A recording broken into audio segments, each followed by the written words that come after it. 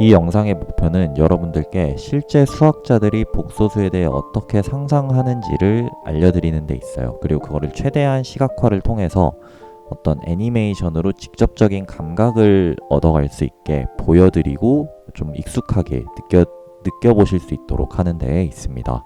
복소수는 자연수나 정수만큼이나 분명하게 존재하고 굉장히 기하학적인 의미를 가지고 있는 진짜 실제 숫자예요. 실제로 계산이 가능하고 기하학적인 의미가 있는 숫자입니다. 근데 대부분의 사람들이 이게 무슨 눈에 보이지 않는 수, 허상의 수 이런 식으로 생각을 하는 경향이 있는 것 같아요. 그래서 이 영상에서는 복소수가 무엇이고 무엇이 아닌지, 그리고 복소수의 연산을 실제 수학자들이 어떻게 상상을 하는지를 그림이나 애니메이션으로 완벽하게 보여드릴 거예요. 영상을 다 보시고 나시면은 복소수에 대한 어떤 직관이라거나 느낌이 굉장히 높아져 있을 거라고 생각을 합니다. 그리고 마지막으로는 대수학의 기본 정리라고 불리는 그 복소수 i를 넣으면은 모든 방정식이 근을 가지게 된다라는 이야기를 한번 들어보신 적이 있을 텐데, 그거를 되게 재밌게 증명하는 방법이 있거든요. 그걸 증명하는 코어 아이디어에 대해서도 간단하게 설명을 드리도록 할게요. 무엇보다 이 영상을 다 보고 나면은 수학자들이 복소수에 대해 어떻게 상상하는지 그 느낌을 가져갈 수 있게 될 겁니다. 우선은 복소수가, 그러니까 허수 i가 0보다 크거나 같거나 작은지에 대해 한번 생각을 해볼게요. 허수 i는 0보다 클까요? 아니면 0보다 작을까요? 이거에 대해 깊이 생각을 해보는 것으로 이제 복소수에 대한 저희의 탐구를 시작해 보도록 하겠습니다. i가 0보다 크다고 한번 해볼게요. 그러면 양변의 양수를 곱하는 건 부등호의 방향을 유지시키죠. 그래서 i는 i 0보다 큽니다. 그럼 마이너스 1이 0보다 더 크게 돼요. 왜냐하면은 0에는 어떤 수를 곱해도 0이 돼야 되기 때문이죠. 모순이 발생하게 됩니다. 따라서 i는 0보다 크지 않다 라는 결론에 자연스럽게 도달할 수 있어요.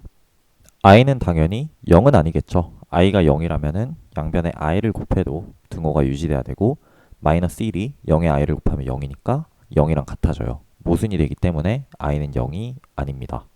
0보다 작다고 한번 해볼게요. 그러면 i가 0보다 작게 되면은 양변에 0보다 작은 수를 곱하는 건 등호의 방향을 바꾸죠.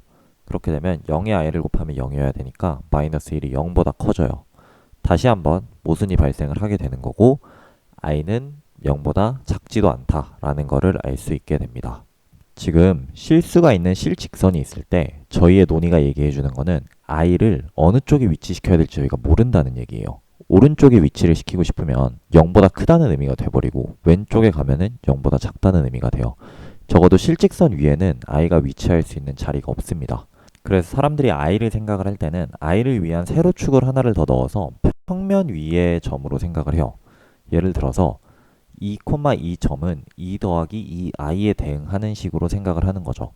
저희가 실수 점들은 하나의 실직선, 직선 위에 한 점으로 생각을 했다면, 복소수라는 숫자는 평면 위에 한 점에 대응이 된다라고 생각을 하시면 되세요.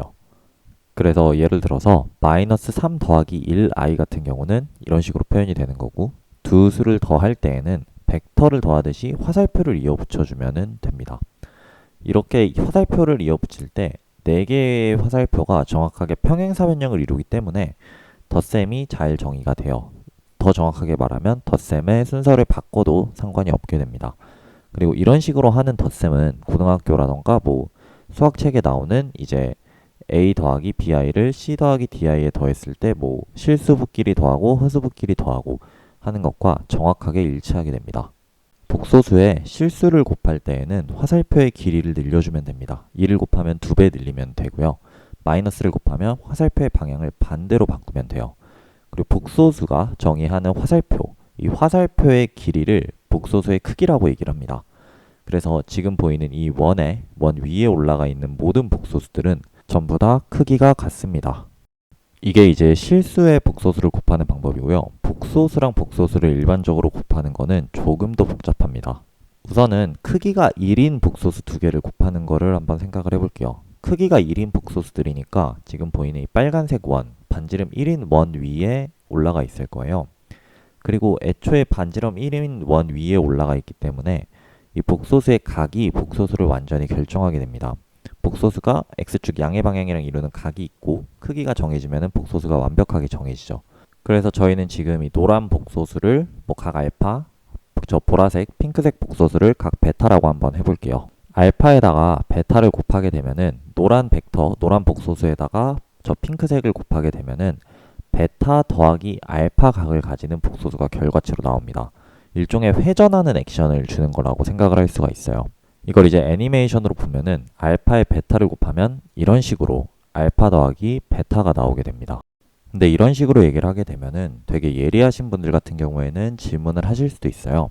아까 실수를 곱할 때에는 회전하는 액션이 없었잖아요. 회전을 안 시키고 크기를 늘리거나 방향을 반대로 뒤집는 것만 했는데 그거는 어떻게 된 일인가요? 라고 질문을 하실 수도 있는데 굉장히 좋은 질문입니다. 잘 생각을 해보면 복소평면 위에서 실수라는 거는 빨간 선을 의미해요. 지금 보이시는 X축 빨간 선을 의미합니다. 여기에서 양의 실수들, 뭐 1, 2, 3 이런 친구들은 양의 X축 방향과 이루는 각도가 0도예요. 그래서 회전을 0도만큼만 시키는 거예요.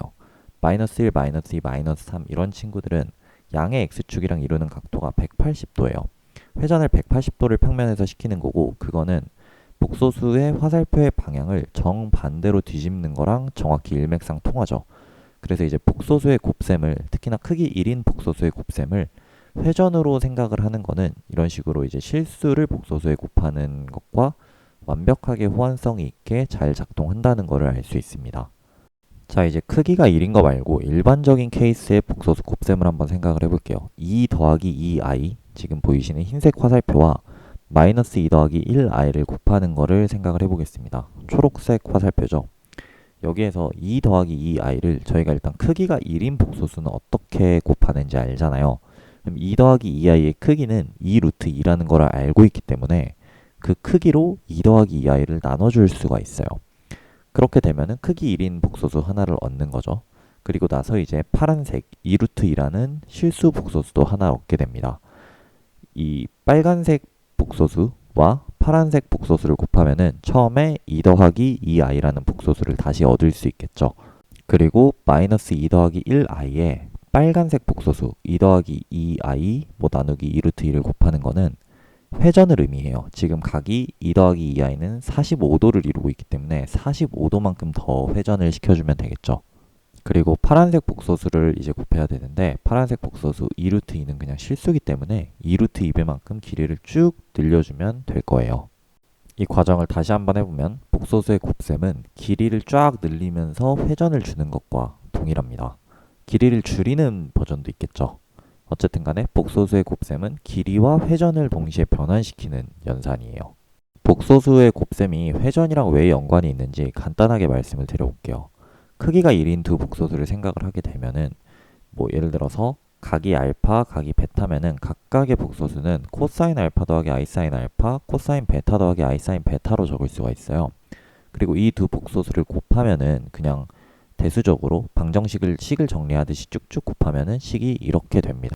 근데 어떤 삼각함수의 덧셈 정리라고 불리는 간단한 정리가 있어요. 이게 사람들이 아마 거의 기원전 뭐 0년, 100년 뭐 이쯤에서부터 이미 알고 있었던 거일 텐데 그거를 이용을 하면은 지금 왼쪽 코사인 알파 코사인 베타 빼기 사인 알파 사인 베타가 정확히 코사인 알파 더하기 베타여야 된다는 거를 알 수 있고요. 그리고 오른쪽 같은 경우는 지금 사인 알파 코사인 베타 더하기 코사인 알파 사인 베타인데 이거는 사인 알파 더하기 베타여야 된다는 걸 알 수 있어요. 아마 고등학교에서도 간단하게 배울 겁니다.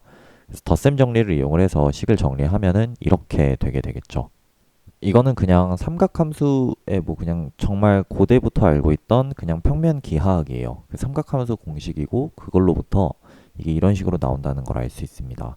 근데 지금 초록색으로 적힌 식을 보면은 코사인 알파 더하기 베타 더하기 아이 사인 알파 더하기 베타는 정확하게 지금 노란색 벡터 여기에 초록색으로 이걸 바꿔가지고 베타 각만큼 더 회전을 시켜서 알파 더하기 베타 각을 이루는 벡터 그런 복소수를 생각을 하는 것과 똑같아요. 이게 재미있는 게 뭐냐면은 삼각형의 덧셈 정리는 그냥 어떤 정말 기초적인 기하학, 평면 기하학에서 나오는 거예요. 그리고 나서 복소수 연산은 그보다 이제 훨씬 후대에 발견이 된 거겠죠. 그래서 복소수의 대수적인 연산을 해봤더니 그 ii를 마이너스 1로 두고 해봤더니 그게 이상하게 삼각형의 덧셈 정리랑 지금 호환이 되는 거예요. 호환이 되는 거고 그걸 평면에 놓고 풀었더니 각을 회전시키는 거랑 복소수의 곱셈이 같은 거라는 거를 저희가 발견을 한 겁니다. 이게 지금 세상에서 가장 아름다운 수식 뭐 이렇게 불리우는 그 E의 i파이가 뭐고 이런 거 있잖아요.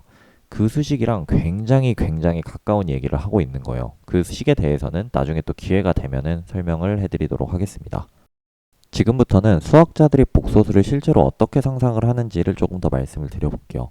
복소수 함수를 생각을 하면은 이제 정의역도 공역도 다 복소수인 함수를 보면은 기본적으로 2차원의 수예요. 정의역도 2차원의 수고 공역도 2차원의 수다 보니까 총 4차원이 필요하거든요. 그래프를 그릴 때. 상상하는 게 좀 힘들 수 있는데 수학자들이 생각하는 전략과 방법을 좀 알려드리도록 할게요.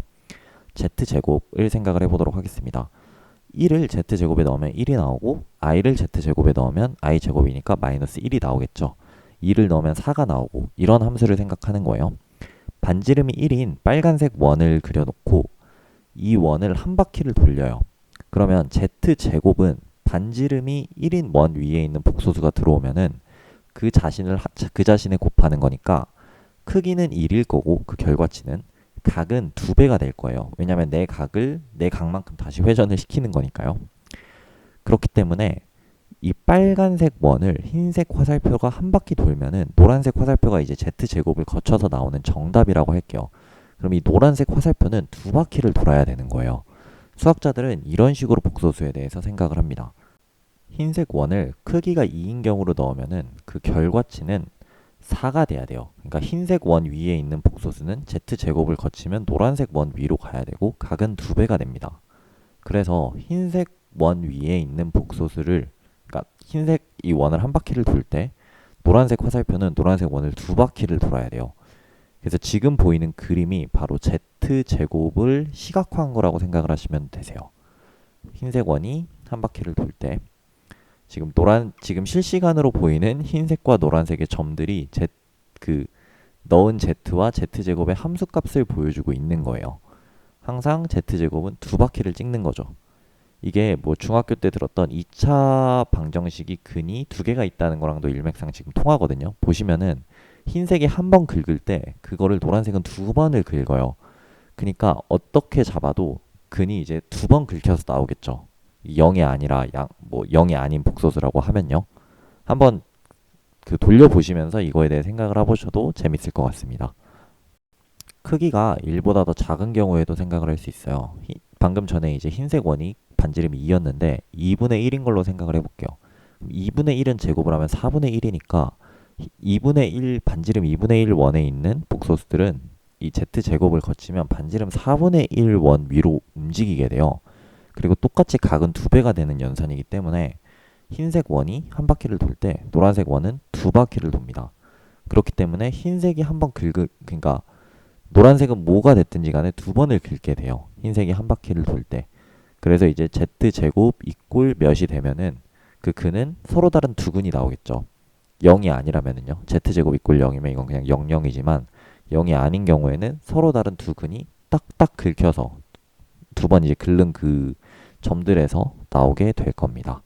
이 부분은 조금 어려울 수도 있는데 생각을 해보면은 지금 노란색이 흰색의 각의 항상 2배를 이루잖아요.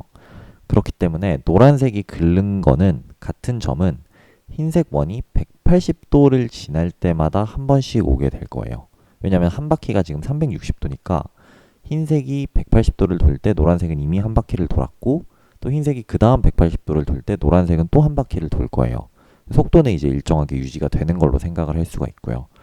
그렇기 때문에 근데 복소수에서 180도를 회전을 시키는 거는 마이너스를 붙이는 거랑 똑같잖아요. 마이너스 1을 곱하면은 복소수 화살표 방향이 반대로 간다라고 말씀을 드렸고 그게 180도 회전이라고 말씀을 드렸어요. 그러니까 생각을 해보면은 Z제곱 이꼴 0이 아닌 어떤 수라고 했을 때 서로 다른 두 근이 나올 텐데 얘네들은 무조건 부호가 반대여야 돼요. 그러니까 근이 뭐 Z0가 근이다. 그럼 마이너스 Z0가 근이겠죠. 잘 생각을 해보면 Z0 제곱을 한 거랑 마이너스 Z0 제곱을 한 거랑 마이너스가 이제 바로 캔슬이 돼요. 제곱을 해주니까. 그러니까 Z0 제곱 마이너스 Z0 제곱 그러니까 마이너스 Z0의 제곱은 같은 숫자가 나와야 됩니다. 그리고 이런 이제 대수적인 상황이 이 기하학적으로 이제 수학자들이 실제로 상상을 하는 방식으로 평면 위에서 시계를 이걸 뺑뺑 돌리는 거랑 완벽하게 일치해요. 이런 식으로 z 세제곱, 4제곱, 5제곱, 6제곱을 계속 생각을 할 수 있습니다. 크기는 뭐 6제곱이 될 거고 한 바퀴 돌 때 6번 빠르게 돌겠죠. 그럼 한 바퀴를 도는 거를 6번을 긁어버리니까 z6승은 6개의 근이 나오고 뭐 이런 상상들을 계속해서 할 수가 있는 거예요. 전부 다 호환성이 있게 잘 맞아떨어지는 것도 관찰할 수 있습니다. 자, 조금 더 일반적인 세팅에서 이거를 한 번에 쫙 보여줘 보도록 할게요. 이제 리만 가설로 유명한 리만 같은 사람도 이런 식으로 생각을 했고 그 뒤로 이제 수학자들도 복소수에 대해서 이제 이런 식으로 생각을 하고 있는데 1,1점 보이시나요? 1 더하기 1 i에 해당하는 흰색 점이 하나가 있죠. 얘를 제곱을 하면은 지금 저 친구의 크기는 루트 2니까 제곱을 하면은 크기가 2가 될 거예요. 그리고 지금 각도가 45도니까 제곱을 하면은 각이 90도가 되겠죠. 그래서 정확하게 이 i로 이동을 하게 됩니다. 근데 쟤 말고 다른 모든 복소수 점들도 제곱을 하면은 각이 2배가 되고 크기가 제곱배가 되게 돼요. 그거를 한번 그림으로 딱 보여드릴게요. 이런 식으로 생각을 할 수가 있습니다. 평면을 구부리는 거예요. 제곱 연산을 평면에 가하는 거는 이런 식으로 평면을 구부리고 어떻게 보면 뒤집어 깐다라고도 생각을 할 수 있거든요. 그렇게 됐을 때 예를 들어서 지금 오른쪽으로 보이는 마이너스 2, 2, 마이너스 3, 3 뭐 이렇게 있는 숫자들 있죠. 걔네들은 다 뭐라 그래야 될까요? 제곱을 하게 되면 양수에 놓이는, 즉 오른쪽 x축에 놓이는 거고요. 왼쪽에 보이는 뭐 2i, 마이너스 2i, 3i, 마이너스 3i 이런 애들은 제곱을 하면은 음수축에 놓이겠죠. 마이너스 축에 놓이게 돼요. 그리고 지금 파란 선들은 제곱을 하기 전에는 이제 수직선, 뭐 수직선이거나 아니면 수평선에 있던 친구들이 쫙 저렇게 이제 2차 곡선 모양으로 나타나게 됩니다. 이게 수학자들이 4차원을 생각을 하는 방식이라고도 볼 수 있어요. 일반적인 4차원이 아니라 복소수에서 복소수로 갈 때는 어쨌든 간에 정의역이 2차원, 이 공역이 2차원이기 때문에 총 4차원, 4개의 축이 필요한데 이거를 생각을 할 때 평면을 쫙 구부리는 연산을 준다. 복소 함수가. 이런 식으로 이제 상상을 하는 거죠. 자, 마지막으로 이거는 많이 들어보셨을 텐데 실수에 허수 i를 넣어서 복소수를 만들면은 모든 방정식을 다 풀 수 있다라는 말을 들어본 적이 있으실 거예요. 예를 들어서 실수 범위에서는 x를 제곱해서 마이너스 1이 되는 숫자가 없죠. 그 뜻은 x제곱 플러스 1 이퀄 0을 풀 수 없다라는 얘기예요. 수를 복소수로 확장을 하면은 i랑 마이너스 i가 근이 됩니다. 왜냐면 i 제곱 더하기 1은 0이 되기 때문에 이제 근을 갖게 되는 거예요. 이외에도 복소수를 개수로 하는 모든 방정식은 항상 근을 갖는다는 것을 증명을 할 수가 있는데요. 그 증명의 코어 아이디어를 설명을 드리고 이 영상을 마무리하려고 합니다. 자, 우선 지금 보이는 그림을 이해를 해야 되는데요. 지금 x제곱 더하기 i 이꼴 0의 근이 존재한다라는 거를 제가 되게 특이한 방식으로 한번 증명을 해볼게요. 지금 흰색 원이 어떤 반지름이 2분의 1인 원이에요. 그리고 이 반지름이 2분의 1인 원을 x제곱 더하기 i라는 함수에 집어 넣어가지고 나온 원이 바로 저 노란색 원입니다. 저 노란색 원은 그럼 반지름이 4분의 1이겠죠. 왜냐면 그 반지름이 2분의 1인 원을 x제곱에 넣으면 반지름 4분의 1인 게 나오고 흰색 원을 한 바퀴 돌 때 노란색은 두 바퀴 도는 거 확인했잖아요.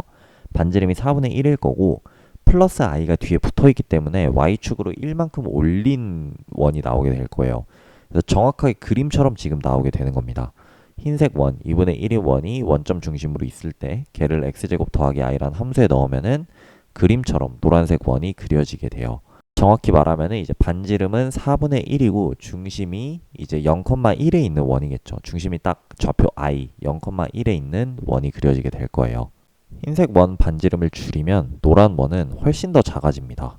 왜냐하면 제곱이기 때문에 작아질수록 엄청나게 더 빠른 속도로 작아지겠죠.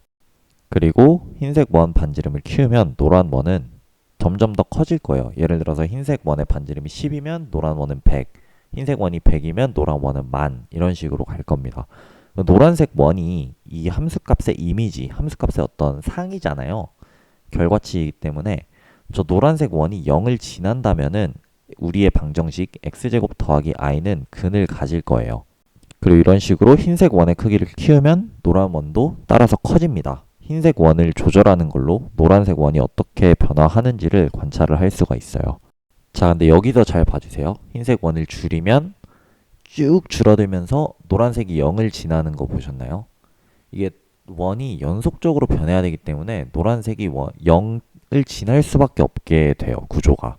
그래서 딱 알맞게 키워보면 이 상황이 언젠가는 나올 수밖에 없거든요. 그리고 지금 흰색 원의 어떤 그 반지름, 흰색 원이 반지름이 1일 때 노란 원이 반지름이 1인 게 딱 그려지면서 원점 0,0을 지나죠. 그때 이제 근을 갖는 거예요, 방정식이. 근데 이거는 잘 생각을 해보면 x제곱 더하기 i에만 국한된 이야기가 아닙니다.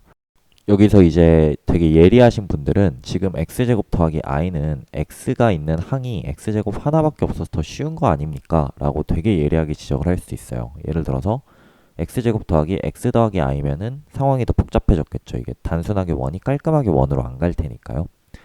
근데 이게 전부 다 해결이 어떻게 됩니다.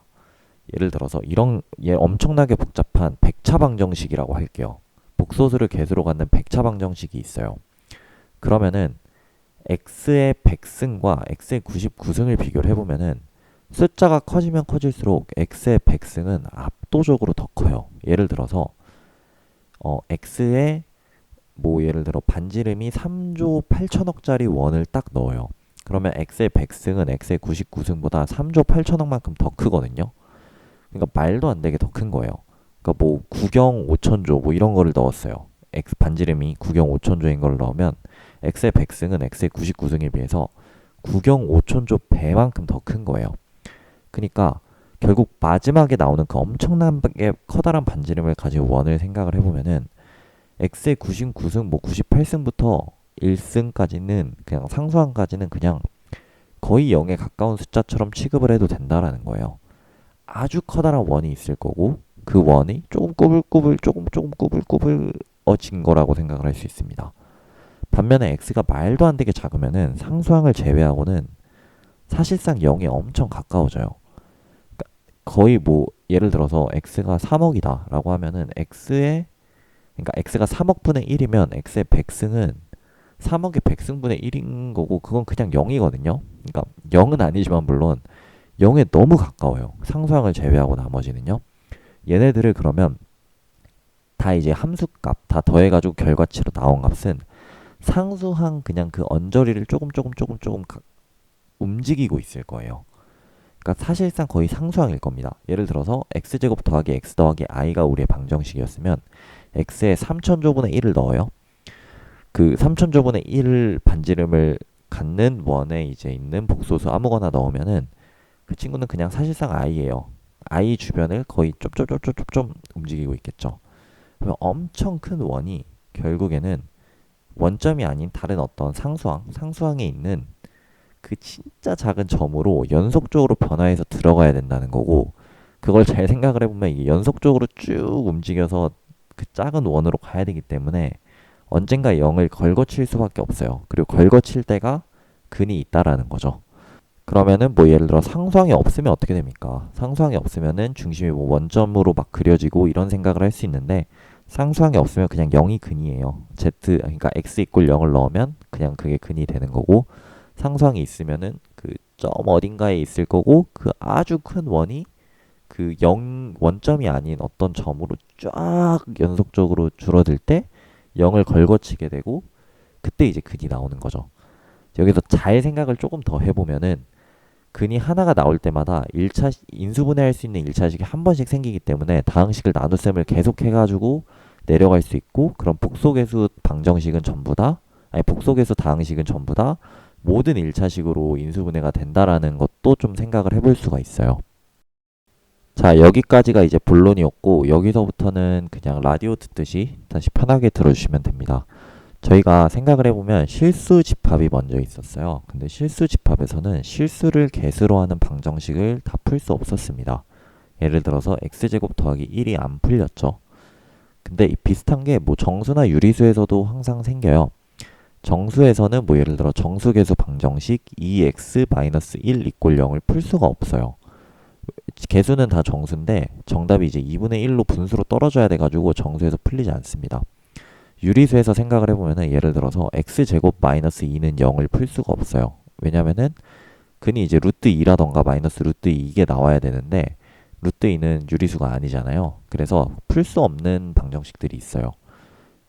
그 복소수에서는 제가 방금 말씀드린 지금 보고 계신 이 원을 막 이동시키는 그걸로 인해서 모든 그거를 풀 수 있죠. 모든 방정식을.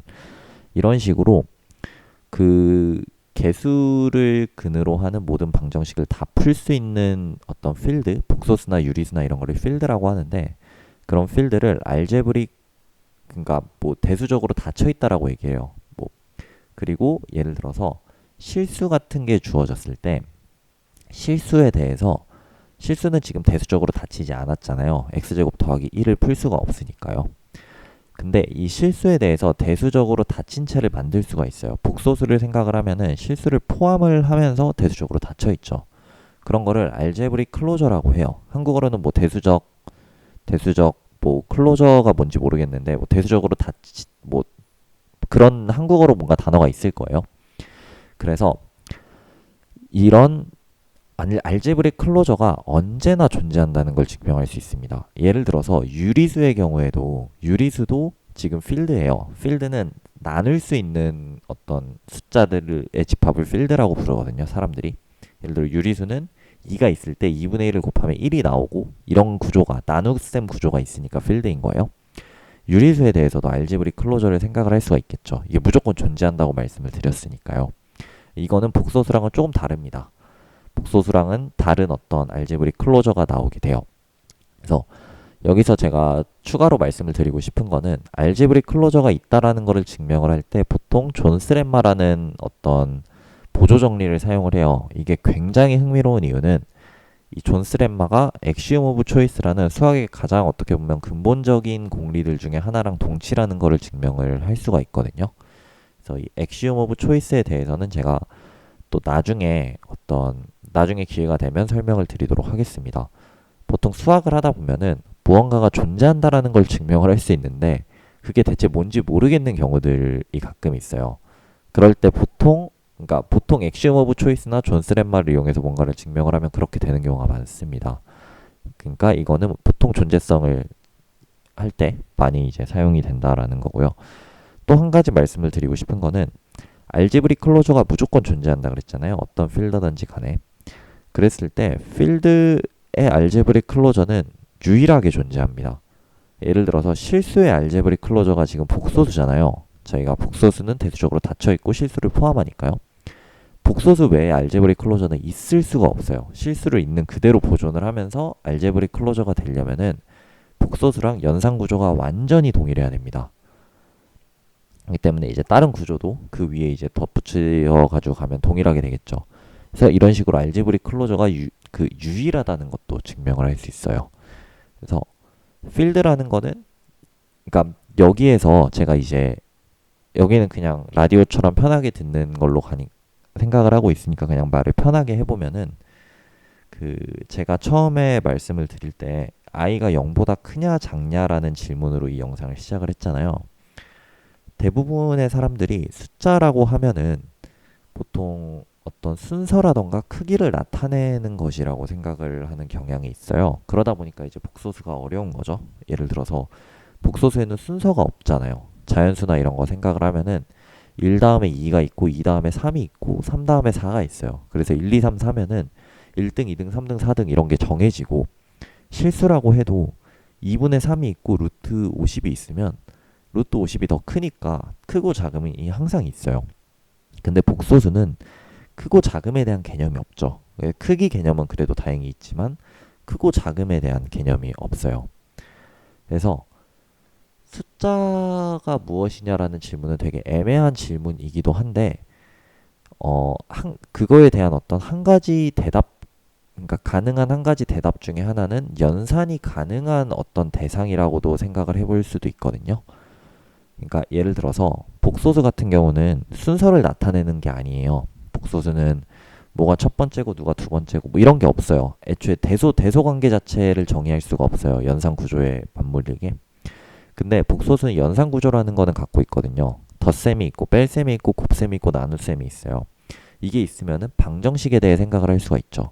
x의 세제곱 더하기 뭐 2x의 제곱 뭐 이런 거를 생각을 할 수가 있다는 거예요.